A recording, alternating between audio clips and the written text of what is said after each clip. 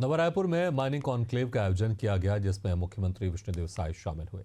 इस आयोजन में माइनिंग विभाग की नई वेबसाइट का लोकार्पण किया गया। साथ ही प्रदेश में चल रहे खनन कार्यों और इससे जुड़ी नई संभावनाओं पर भी चर्चा की गई। इस दौरान सीएम साय ने कहा कि प्रदेश में प्रचुर मात्रा में खनिज मौजूद है, जिसका उपयोग सही दिशा में करना है।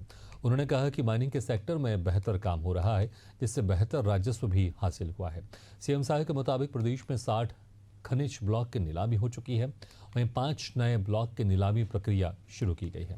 उन्होंने पिछली सरकार के कार्यकाल में हुई शिकायतों को दूर करने का हवाला दिया और कहा कि मौजूदा सरकार खनन पर जोर दे रही है, जिससे रोजगार में इजाफा हो सके।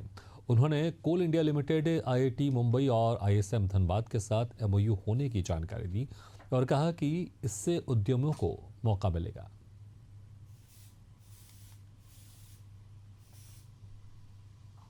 छत्तीसगढ़ में खनन और नए उद्योग शुरू करने की अपार संभावनाएं हैं। हमारी सरकार ने पारदर्शी खनन नीति, ई नीलामी, डिजिटल निगरानी और पर्यावरण के प्रति संवेदनशील रणनीतियों के साथ विकास को नई दिशा दी है। इस साल डीएमएफ से 1673 करोड़ रुपए का अंशदान मिला है, जिससे प्रदेश में कुल 9362 विकास के काम स्वीकृत हुए हैं।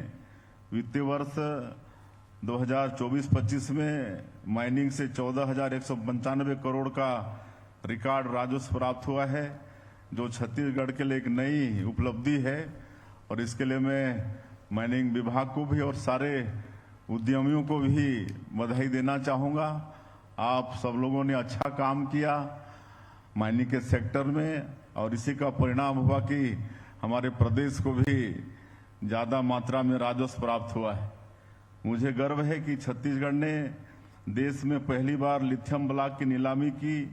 कोरबा के कटघोरा में लिथियम जैसे महत्वपूर्ण खनिज का बड़ा भंडार है।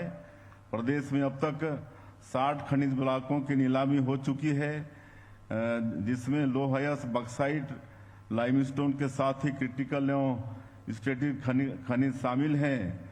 और इस विषय में मात्र अभी 19-20 महीने में जो हमारी सरकार ने माइनिंग के सेक्टर में किया है, हमारे सीएमडीसी के चेयरमैन बहुत विस्तार से बताए हैं।